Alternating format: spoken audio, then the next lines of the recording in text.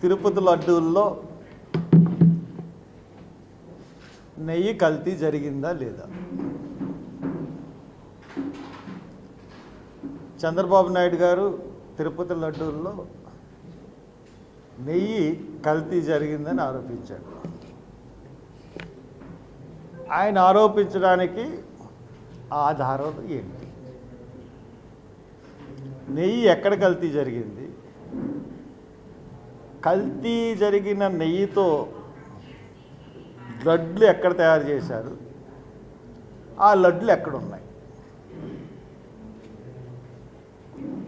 ఇప్పుడు ఆధారం ఉంటే ఒక ముఖ్యమంత్రి స్థాయి అంతటి మనిషి ఆరోపణ చేయాలి.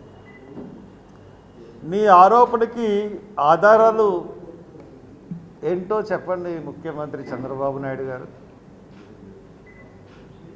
ఇప్పుడు 4-5 సంవత్సరాల నుంచి జరుగుతూ ఉంది తిరుపతిలో కల్తీ అని అంటున్నారు. దానికి మీ దగ్గర ఆధారం ఏంటి?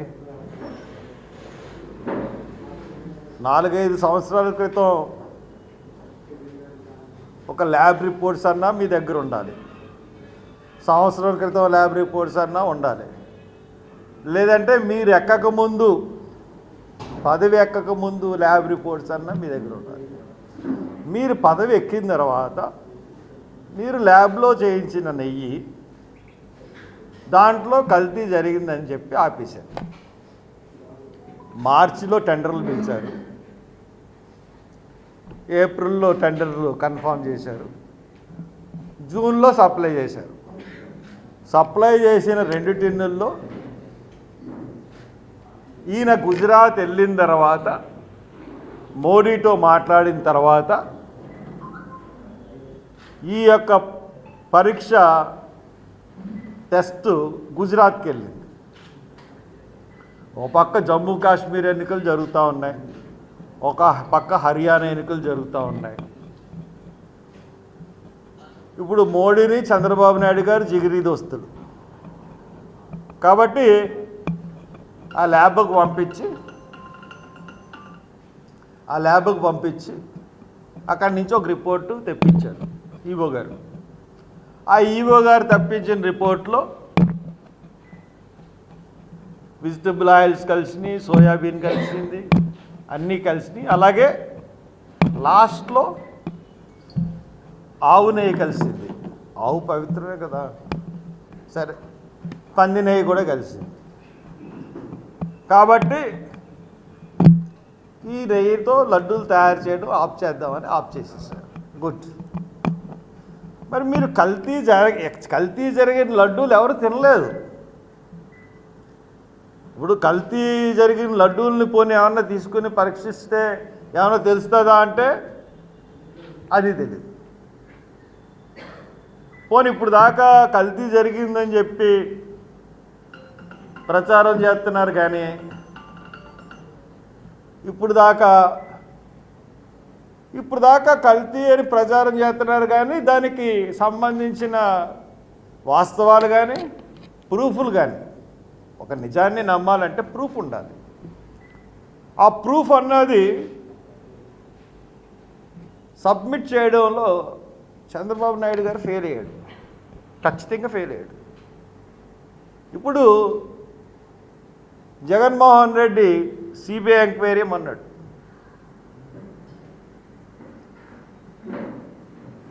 నువ్వు సిట్ వేస్తానని ఎందుకు అంటున్నావు? సిబిఐ ఎంక్వైరీ వేయచ్చు కదా. సిబిఐ ఎంక్వైరీ వేస్తే, లేకపోతే రిటైర్డ్ జడ్జితో సుప్రీంకోర్టు రిటైర్డ్ జడ్జితో ఎంక్వైరీ వేస్తే నిజాలు తెలుస్తాయి. ఈ భూప్రపంచంలో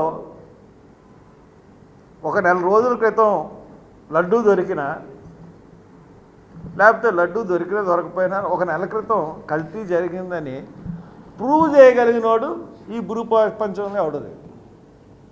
తిన్నా లడ్డూలన్నీ తినేశారు అందరూ. తినేసిన తర్వాత అది కల్తీ లడ్డూ అని ప్రూవ్ చేయగలిగిన శక్తి ఎవరికి ఉంది అంటే ఇది అసలు కుట్రపూరితంగా ఆరోపణ చేశాడు తప్పితే దీంట్లో 100కు 100% నిజం లేదన్నది నేను ప్రగాఢంగా నమ్ముతున్నాను. ఒకవేళ లడ్లు కల్తీ అయినాయి, ఈ నూనెతో చేశారు, ప్రూఫ్ చూపించండి. ప్రూఫ్ చూపిస్తే నేనే కాదు ప్రపంచం అంతా నమ్మి అప్పుడు ఆ రోజునున్న పాలకుల్ని శిక్షించడానికి పూనుకుంటుంది. ప్రూఫ్ లేకుండా గాలిలో మాటలు మాట్లాడేసి హిందుత్వాన్ని పెంచడానికి ఎంత దారుణంగా కష్టపడిపోతున్నారంటే ముఖ్యమంత్రి గారు, ఉప ముఖ్యమంత్రి గారు ఆయన మాటలు ఎంత ప్రొవోకేటింగ్గా ఉన్నాయంటే, మీకు బాధ్యత లేదా, మీకు ధర్మం తెలీదా, ఇటువంటి సంఘటన జరిగినప్పుడు మీరందరూ రోడ్ల మీదకి రావాలి కదా, అదే ముస్లింల సోదరులు జరిగితే వాళ్ళు ఊరుకుంటారా, రోడ్ల మీదకి రారా, మీరెందుకు రోడ్ల మీదకి రావట్లేదు, ఎందుకు ప్రశ్నించట్లేదు? ఎవరని అమ్మ, ఇది ఎక్కడ గొడవ అండి? ఒక ముఖ్యమంత్రి ఉప ముఖ్యమంత్రి అయ్యుండి ఇటువంటి ప్రొవోకేటింగ్లు మాట్లాడితే వెంటనే అతన్ని డిస్మిస్ చేయాలి ఉప ముఖ్యమంత్రిని. ఇంకా తర్వాత పెద్ద భజనదారుడు అయిపోయాడు పవన్ కళ్యాణ్. ఎంత భజనదారుడు అయిపోయాడంటే ఆయన కృషి, ఆయన శ్రమ చూస్తూ ఉంటే నేను వెళ్ళి సినిమాలకి ఏం చేయను, సినిమాల్లోకి వెళ్ళగలను, అసలు నేను సినిమాలు ఎవడు చేయమన్నాడు?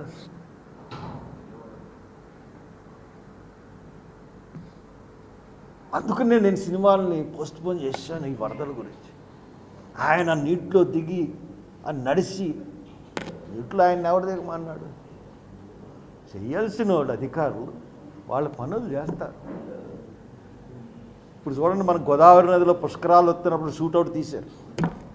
ఆ షూటౌట్ ఈ ఫోటో పిక్చర్ల వల్ల ఆ గోదావరి నదిలో 30 మంది చచ్చిపోయారు ఈ చంద్రబాబు నాయుడు ఈ ఫోటో పిచ్చి వల్ల. ఇప్పుడు బోట్లో ప్రయాణం చేసి అక్కడికి వెళ్ళి మొత్తం ప్రపంచం అంతా వరదలు వస్తున్నాయి. ప్రతి నగరంలో కొట్టుకుపోతుంది. చైనా కాడి నుంచి జపాన్, ఏ నగరంలో, ఇండోనేషియా, వియత్నాం, అన్ని చోట్ల వరదలు వస్తున్నాయి, బిల్డింగులు కూలిపోతున్నాయి, ఎక్కడికక్కడ అయిపోతున్నాయి. ప్రకృతి వైపరీత్యాలని మనం ఆపడానికి ప్రభుత్వం ప్రయత్నించాలి. ఆ ప్రయత్నం కూడా మీరు ఫెయిల్ అయ్యారు. దాన్ని కవర్ చేసుకోవడానికి నీటిలో నడిచేసి ఏమి నాటకాలు ఆడారంటే, వరదల సమయంలో బోట్లు ఎక్కడి నుంచో కొట్టుకొచ్చినాయి అంట, బోట్లు వాళ్ళే పెట్టేశారు. ఇది ఒక దళితుడిని కుట్ర చేసి పెట్టాడని చెప్పి జైల్లో పెట్టారు. ఇది పరిపాలన విధానం కాదు. నేను మరీ చెప్తున్నాను, చంద్రబాబు నాయుడు గారు, మీకు పరిపాలనలో మీరు ఏం అనుభవం ఉంది? అసలు ఏం చేశారు? వచ్చి 100 రోజులు అయింది. సూపర్ 6 అనౌన్స్ చేయడం కాదు, పథకాలు అనౌన్స్ చేయడం కాదు, అమలు చేయాలి. 100 రోజుల్లో రేవంత్ రెడ్డి సీఎం ఆఫ్ తెలంగాణ ఏం చేశాడు? 1 రోజుల్లోనే ఫ్రీ బస్సు ఆడవాళ్ళకి చేయగలిగాడు. మీరు ఎందుకు చేయలేకపోతున్నారు? చేయలేనప్పుడు ప్రామిస్ చేసి దొంగ ప్రామిసులతో అధికారంలోకి ఎందుకు వచ్చారు? దళితుల పథకాలన్నీ పునరుద్ధరిస్తా అన్నారు. దళితులందరినీ మోసం చేసి ఓట్లు వేయించుకుని అధికారంలోకి వచ్చారు. మీరు చెయ్యని అన్నది ఏమన్నా ఉందా? అన్ని ప్రామిసులు చేశారు, ఒక్క ప్రామిస్ కూడా. నిరుద్యోగ భృతి నిన్న ఒక హాస్టల్కి వెళ్ళాను, పాలకొల్లు దగ్గర అంబేద్కర్ పూలే రెసిడెన్షియల్ స్కూల్ హాస్టల్. 300 మంది విద్యార్థులు ఉంటారు. అక్కడ ఎమ్మెల్యే రామానాయుడు గారు ఎమ్మెల్యే, ఆయనకు మంచి పేరు ఉంది. కానీ ఆయనకి తెలిసే విషయం, పిల్లలు చాలా కాలం నుంచి సఫర్ అవుతున్నారు అని చెప్పి విషయం తెలుసు. ఇప్పుడు దాకా బాగు చేయించలేకపోయాడు వాటర్ బాగు చేయించలేకపోతే పిల్లలకి దురదలు వచ్చేసి వాళ్ళు ఎన్ని బాధలు అనిపిస్తున్నారంటే తిండి సరిగ్గా ఉండట్లేదు. బాబు, లోకేష్ బాబు, విజన్ ఇదే కదా, చూడు ఒకసారి, నేను వీడియో పెట్టాను. ఏదో చేసేస్తే అసలు మీరు ఏం మార్చగలుగుతున్నారు? చిన్న చిన్న సమస్యలను కూడా ఈ 100 రోజుల్లో ఒక రోడ్డు వేయగలిగారా మీరు? ఒక్క రోడ్డు ప్రశ్నిస్తాను, రోడ్లు వేసేస్తాను అని చెప్పిన ఉప ముఖ్యమంత్రి ఏయి సార్ రోడ్లు? పవన్ కళ్యాణ్ గారు అలాగే ఉన్నాయి రోడ్లు. ఈ అన్నిటినీ దృష్టి మరల్చడానికి, పైగా విశాఖపట్నంలో డ్రగ్స్ దొరికితే జగన్మోహన్ రెడ్డి ఈ డ్రగ్స్, అందుకనే పోలీసులను పంపించాడు. పోలీసులు పంపించి ఇన్వెస్టిగేషన్ ఆలస్యం చేయించాడు అని వీళ్ళు. లేదు పురంధేశ్వరిదే ఆ కంపెనీ, పురంధేశ్వరి కొడుకు ఆ కంపెనీలో భాగస్తుడు అని చెప్పి వైసీపీ వాళ్ళు. లేదు చంద్రబాబు నాయుడుకి కూడా దీంట్లో వాటా ఉంది. అతను ఎండి ఒకసారి వాషింగ్టన్లో, న్యూయార్క్లో ఒక మహిళ మీద అసభ్యకంగా పరకంగా ప్రవర్తించి అమెరికా జైల్లో కూడా శిక్ష పొందాడు. వాడికి చంద్రబాబు నాయుడికి సంబంధాలు ఉన్నాయని చెప్పి కొంతమంది, ఇంతమంది ఇన్ని ఆరోపణలు చేశారు. పోనీ దానికి 1 కేజీయా, 2 కేజీలా, 3 కేజీలా కొకైన్ అంటే 25,000 కేజీలు. అది నేను చెప్పింది, మీరు చెప్పింది కాదు, సిబిఐ ప్రెస్ మీట్ పెట్టి చెప్పింది. దాని ఖరీదు 50,000 కోట్ల రూపాయల వరకు ఉంటుందన్నారు. ఏమైంది? దీని మీద ఎందుకు మాట్లాడవు చంద్రబాబు? 50,000 కోట్లు డ్రగ్స్ భారతదేశంలోకి వచ్చినంటే భారతదేశం నిర్వీర్యమైపోయే పరిస్థితి. మోడీయే కదా డ్రగ్స్.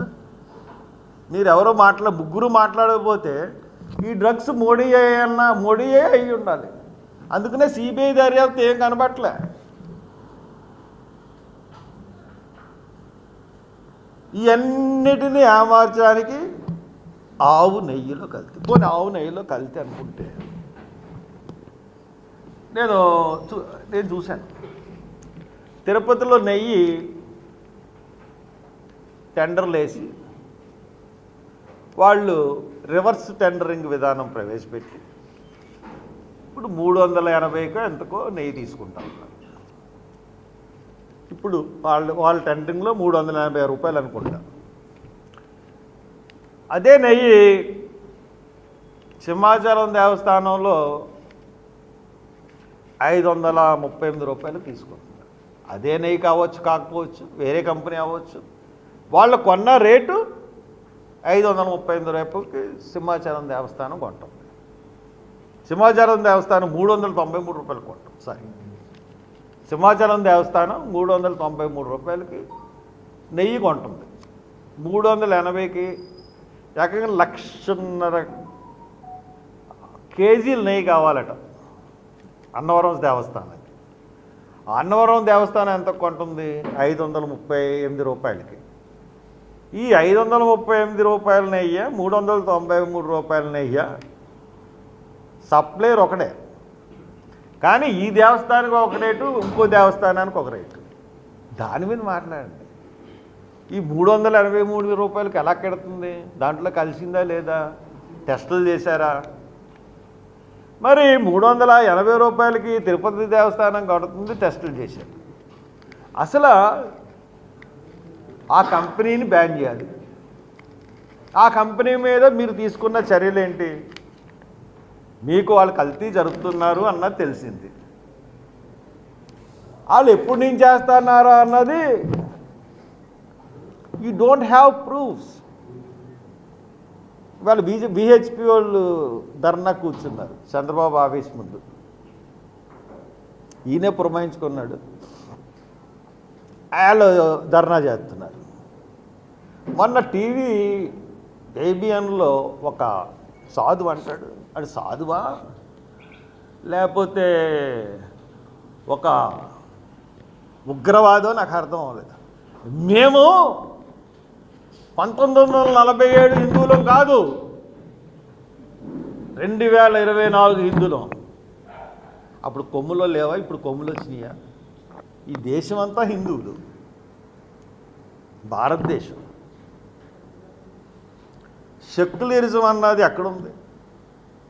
మంది సెక్యులర్ దేశం.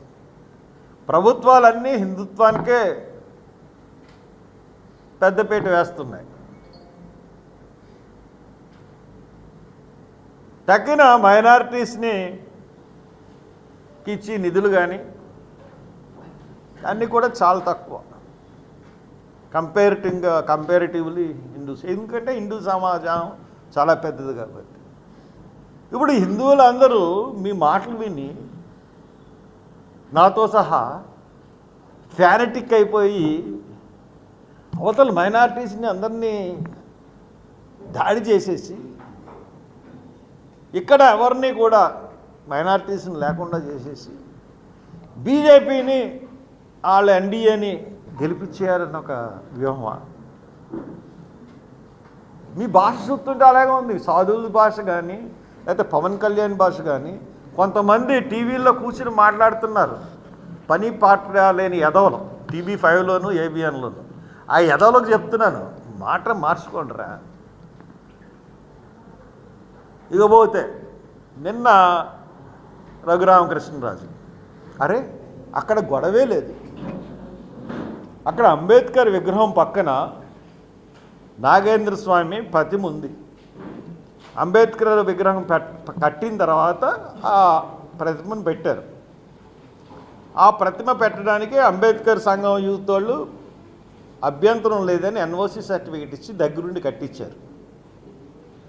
కట్టించిన తర్వాత వినాయక చవితి వచ్చింది కాబట్టి అవతల పక్కన వినాయక చవితిని పెద్ద విగ్రహం పెట్టుకుని ఈ యొక్క నాగేంద్ర స్వామి గుడికి అంటే ఆ ప్రతిమకి ఎదురుగుండా వినాయక చవితి వినాయకుడిది లైట్లతో ఒక బొమ్మ పెట్టారు.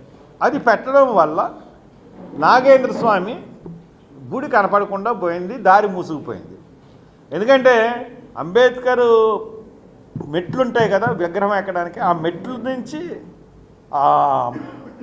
నాగేంద్ర స్వామి గుడి దగ్గరికి వెళ్ళాలి. అదే రోడ్డు, ఆ పక్కనే ఒక 2 అడుగులు 3 అడుగులు 3-4 అడుగుల్లో ఆ వినాయక చవితి పెడితే వీళ్ళు వెనకాల గుడి ఉంది కదా, మీరు ఇక్కడ కాదు కదా అక్కడికి పెట్టుకోండి అని చెప్పేసి ఇది తీయించేశారు. వినాయక చవితి చేసేసి ఇంకోళ్ళు రాకుండా ఆ గుడి నాగేంద్ర స్వామి గుడి కట్టేటట్టు ఇంకోళ్ళు రాకుండా బ్యానర్ కట్టారు.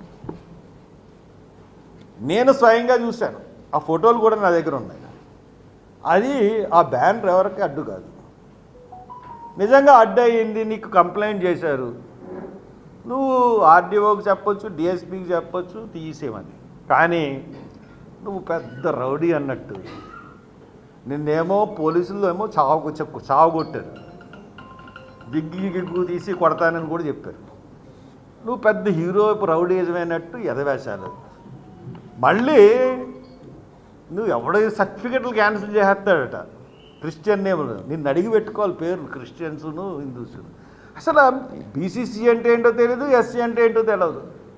ఇష్టానుసారంగా ఒక మతాన్ని ఒక కులాన్ని చాలా కించపరుస్తూ మాట్లాడిన రామకృష్ణరాజు గారు, నీకు ఓనామాలు తెలియదు, పైన నుంచి చూడబడ్డారు, తెలుసుకోండి అన్నీ. ఇకపోతే కొవ్వూరు గొడవలో వినాయక చవితి వేసిన తర్వాత 2వ రోజున మన కుర్రోళ్ళు వెళ్ళి పలకరించారు. నేను వెళ్తే గొడవలు అవుతాయన్నారని చెప్పేసి నేను వెళ్ళలేదు. వెంటనే ఆ రెండో రోజు అందరూ హాస్పిటల్లో ఉంటే పోలీస్ పికెట్ ఉంటే రెండోసారి మళ్ళీ కొవ్వూరులో దాడి చేశారు. ఆడోళ్ళు కొట్టారు, దారుణంగా కొట్టారు ఆడవాళ్ళని. బయట పని చేసుకుంటున్న ఆడవాళ్ళందరినీ కొట్టారు. అంతేకాకుండా ఇష్టానుసారంగా మోటార్ సైకిల్ని కింద పడేసి కొట్టారు. తర్వాత ఆటోల్ని పగలగొట్టారు. అక్కడ కొట్లుంటే కొట్లను పగలగొట్టారు. రాత్రి గొడవ అయిపోతే మళ్ళీ మార్నింగ్ ఎందుకు వచ్చి కొట్టారన్నట్టు కూడా నాకు తెలియదు. నిన్న నేను అక్కడికి వెళ్ళేంత వరకు ఆడవాళ్ళు గొగ్గోలు కడుతూ చెప్తా ఉంటుంటే నేను ఆశ్చర్యపోయాను. అంటే వెనకాల ఏదో కుట్ర. అక్కడ రఘురామకృష్ణరాజు మాట్లాడిన మాటలు, ఇక్కడ వీళ్ళ దళితుల మీద జరిగిన దాడులు ఈ రెండుకి సింక్రనైజ్ అవుతూ ఉన్నాయి. అంతకుముందు ద్వారపూడిలో అంబేద్కర్ విగ్రహం సెంటర్లో పెడదామనుకుని అనుకున్నారు. ఖాళీగా ఉంది, బాగుంది. గవర్నమెంట్లు పెడుతున్నాయి కదా సెంటర్లో, అలాగే మా ఊరికి దగ్గర సెంటర్లో పెట్టుకుందామని అనుకుని ఒక 50 మంది కుర్రోళ్ళు వెళ్ళి అక్కడ పరిశీలిస్తుంటే ఒకడు 2 లారీలు తీసుకొచ్చి పెట్టేసి వెళ్ళిపోయి 200 మంది గుమికూడి ఇక్కడ అంబేద్కర్ దగ్గర ఎవడరా పెడతాడంటే ఏళ్ళు ఒక 50 మంది ద్వారపూడిలో కుర్రోళ్ళు కూడా గుమికూడారు. దీంట్లో మాలా మాదిగులు ముస్లిమ్స్ ఉన్నారు, అవతల అగ్రవర్ణాలు అన్నీ ఉన్నాయి. ఈ 50-60 మంది ఆ 200 మందిని తరిమి కొట్టారు. ఇంకా తరిమి కొట్టినప్పటి నుంచే ఇంక ఎస్సీపేట చుట్టూ పోలీసులు కాసి ఎస్సీపేటలోంచి ఎవరిని రానివ్వరు.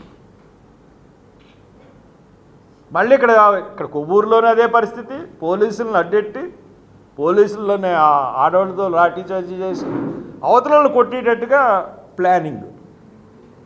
ఇదంతా చూస్తూ ఉంటుంటే చంద్రబాబు నాయుడు దళితుల్ని టార్గెట్ చేసి దళితుల మీద దాడులు చేస్తున్నాడు. మరి దళితులు నీకే ఓటేశారయ్యా చంద్రబాబు, నీకే ఓటేశారు చంద్రబాబు. ఎందుకయ్యా దళితుల మీద నువ్వు ఇంత కక్ష కట్టుకుని ప్రతి చోట పోలీసుల్ని ఈ రకమైన హెరాస్మెంట్ చేయిస్తున్నావు? తప్పు నువ్వు చేసి. నేను అధికారంలోకి వస్తే కక్షపూరిత ధోరణి అన్నది ఉండదు. అసలు మొత్తం పరిపాలన అంతా కక్షపూరితమే. ఏ సంఘటన చూసినా కక్షపూరితమే. నీకు అసలైన సమస్యలు డ్రగ్స్, ఏం సమాధానం చెప్తావు నువ్వు? ఏం చెప్తావు? కాబట్టి ఇవన్నీ కూడా మంచి పద్ధతి కాదు. ఆ మంచి పద్ధతి కాదు కాబట్టి కొంచెం ఇవన్నిటిలోనూ గ్లోబల్ ప్రచారాలు మానేసి లడ్డు విషయంలో గ్లోబల్స్ అనేవాళ్ళు ఉండేవారట. వాళ్ళు ప్రచారం చేస్తే ఏదైనా అబద్ధం నిజమైపోయేదంట. అలాగే నువ్వు గ్లోబల్ ప్రచారాలు మొదలుపెట్టావు. ఇప్పటికి ఛాలెంజ్ చేస్తున్నాను భారతదేశంలో ఎవరికన్నా సరే, లడ్డూలో కల్తీ జరిగిందని ఎవడన్నా ప్రూవ్ చేయగలదా? ప్రధానమంత్రి కానించి స్వామివారులు ఉంటారు కదా, చిన్నజీర స్వామి వాళ్ళు చూడండి, వీళ్ళందరికీ చెప్తున్నా ఎవడన్నా లడ్డూలో కల్తీ జరిగిందని ప్రచారం ప్రూవ్ చేయగలరా? ఛాలెంజ్. నేను మళ్ళీ ప్రెస్ మీట్లు కానీ మళ్ళీ ఏమీ ముట్టుకోకుండా కూర్చుంటాను. ప్రాయశ్చిత్త దీక్ష వెళ్ళి కనకదుర్గ స్వామి దగ్గరకు తుడిచేసి నీకు మళ్ళీ ఒకసారి చెప్పేశాను, ఇది మళ్ళీ చెప్తున్నాను నీ గురించి. మీకు చేమకుట్టినట్లేదా? హిందూ ధర్మాన్ని వాళ్ళు నాశనం చేయాలని కోరుకుంటే మీరు ఎందుకు రోడ్ల మీదకి రావట్లేదు? ఎందుకు రోడ్ల మీద కదా? మాకైనా పట్టింది, మీకు లేదా? ప్రతి హిందువు కూడా రోడ్డు మీదకి వచ్చి మాట్లాడాలి కదా. సరే, నీ అమ్మ రియాక్షను అంటే ఎంత ప్రొవోకేట్ చేస్తున్నారంటే ప్రజల్ని, మీరు ఉద్యమాలు చేయండి అది ఇదని. చేద్దాం అన్నాడు. కాబట్టి నీ భజన కార్యక్రమం కూడా తగ్గించు పవన్ కళ్యాణ్, నీ కార్యక్రమాలన్నీ తగ్గించుకో, మరీ దాసోహం అయిపోయి భజన చేయక. వేసిన ఒక హిందుత్వం మీద వేసిన మీకు ఈ భారతదేశం సెక్యులర్ దేశం, హిందూగా ఫ్యాన్టిక్స్ అన్నవాళ్ళు కొంతమంది ఉంటారు, సెక్యులరిజం నవ్వుకున్న వాళ్ళు మాలాంటి వాళ్ళు చాలామంది ఉంటారు. కాబట్టి ఈ పప్పులు ఈ భారతదేశంలో మీరు వేసిన పప్పులు ఉడకవు. అయోధ్యలోనే బీజేపీ ఓడిపోయింది, అయోధ్య రామాలయం కట్టి ఓపెన్లో ఒక ఎస్సీ నెగ్గాడు అక్కడ. కాబట్టి ఇవన్నీ దృష్టిలో పెట్టుకుని మీరు ప్రవర్తించండి. మంచి మంచి పరిపాలన వచ్చింది. కలాబ్ రిపోర్ట్స్ కల్తీ జరిగింది, నువ్వు కంపల్సరీ కల్తీ జరిగిందని వచ్చింది. ఆ నుయ్యిని లడ్డూలకు ఉపయోగించారా చెప్పండి. కల్తీ వచ్చింది, ఆ నుయ్యిని ఇచ్చారా? అంతకుముందు నెల రోజుల నుంచి వాడుతున్న నూనెలో కల్తీ జరిగినట్టు మీరు ఎలా చెప్పగలరు? ఇది నా క్వశ్చన్. Thank you.